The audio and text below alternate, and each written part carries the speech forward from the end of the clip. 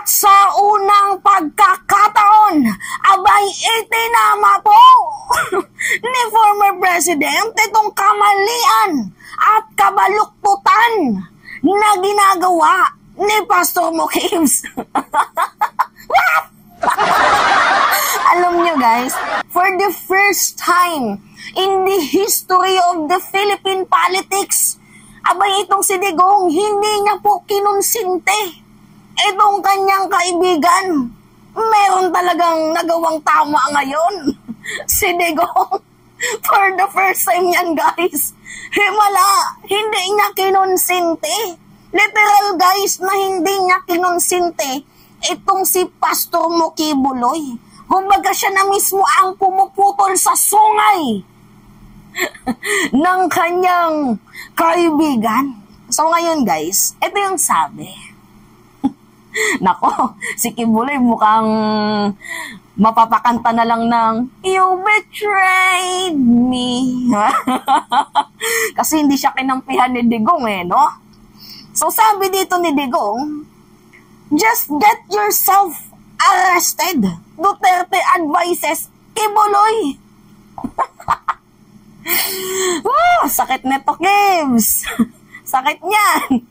Kumbaga sa madaling sabi guys, itong si former President Duterte ay sumasang-ayon sa naging advice din ni President Marcos na dapat mag-show up siya, na dapat umattend siya sa hearing, sa Senate hearing, dahil hanggat hindi siya uma-attend, hanggat no-show pa din siya, abay paano natin malalaman kung inosente ba siya or may kasalanan? Kasi alam to guys ni Digong na seryoso po ang pamahalaan at ang administrasyon ni President Marcos sa kaso ni Pastor Mokibuloy, lalo pat hawak-hawak po ni Senator Risa Ontiveros itong napipintong kaso.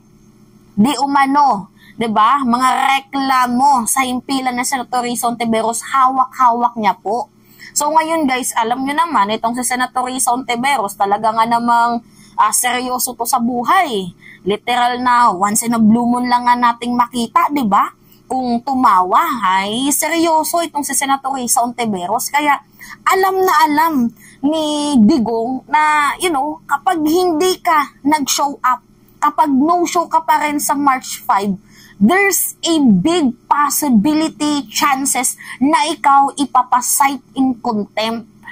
Nako, si Senator Risa pa, 'di ba? Naging presidente itong si Digong Ngayon, alam nyo na yung feelings ng ginigipit, kagaya ng panggigipit nyo dito kay former Senator Leila de Lima.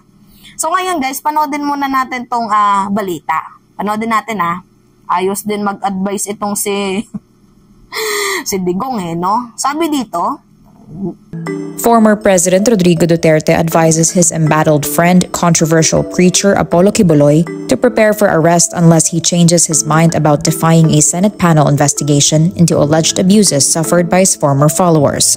In a late-night news conference, Duterte addresses Kibuloy saying, quote, "Just get yourself arrested." He also downplays Kibuloy's criminal cases in the United States, calling them minor cases. Kibuloy and two of his church associates are considered fugitives in the U.S. after being indicted for several sex trafficking, cash smuggling, fraud, and money laundering charges. This after President Ferdinand Marcos Jr. urges Kibuloy to submit himself to the Senate panel and answer the accusations leveled at him. I would just advise him that just kung meron naman siyang sasabihin, if he has an opportunity in the hearings to say his side of the story.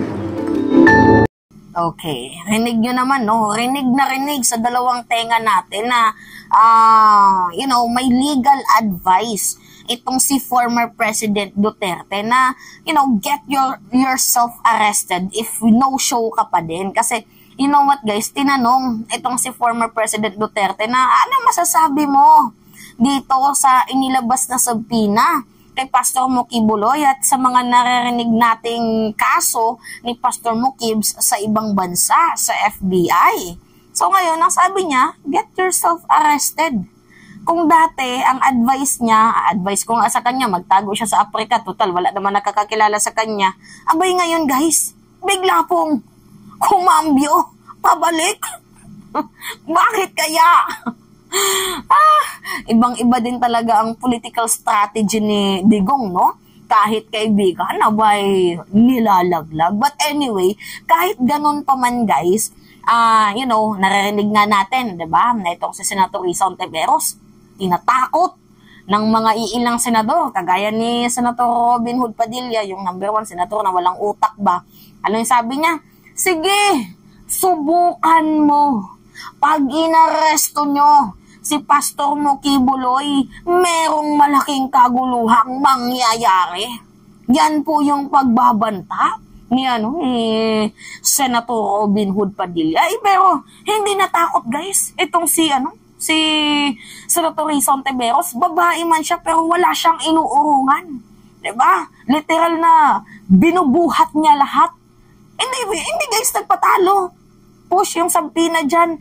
Tuloy ang sa March 5. Kasi hindi daw titigil itong si Senator Risa Hontiveros hanggat patuloy pa rin po ang mga taong pumupunta, nagbibigay ng kanilang mga statement ukol dito sa mga di umano'y pang-aabuso ni Pastor Mokibuloy.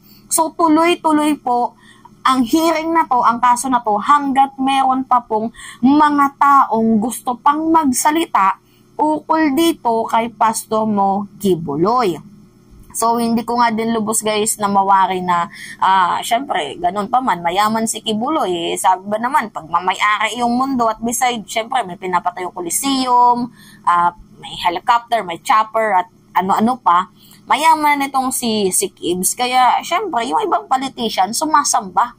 Ito nga si Senator Amy Marcos, nagbabayad ng utang na loob, eh. Ewan ko ba ba't ganyan yung yung kapatid ko? Hindi marunong. Tinulungan siya ni Kibuloy nung panahon ng eleksyon. Tapos ganyan lang yung igaganti niya. Yung mga ganun na salitaan, di ba? Parang mga nakakaputang ina. So ito namang si Tolentino. Dapat irespeto niyo yung karapatan ni Kibuloy. Buti pa yung karapatan ni Kibuloy, nirespeto niyo. Pero yung karapatan ng mga di umanay biktima, abay bakit naman ganoon? Diba, hindi man lang pumasok sa mga kukutin ninyo yung feelings ng mga biktimang to. Inisip nyo pa yung kapakanan ni Kibs na isang malaking tao yan. Diba? Inisip nyo pa yung kapakanan nila samantala yung kapakanan ng mga biktima. Kinikasing, hinaharas, dine-death threat. Hindi nyo man lang ba nafe-feel yung pain at takot nila? Anyway, guys, iba talaga tong mga senador na mga walang kwenta. But anyway, I'm so very, very proud dito kay Duterte ngayon na hindi niya kinonsente itong kanyang kaibigan at binigyan niya ng isang bagsak.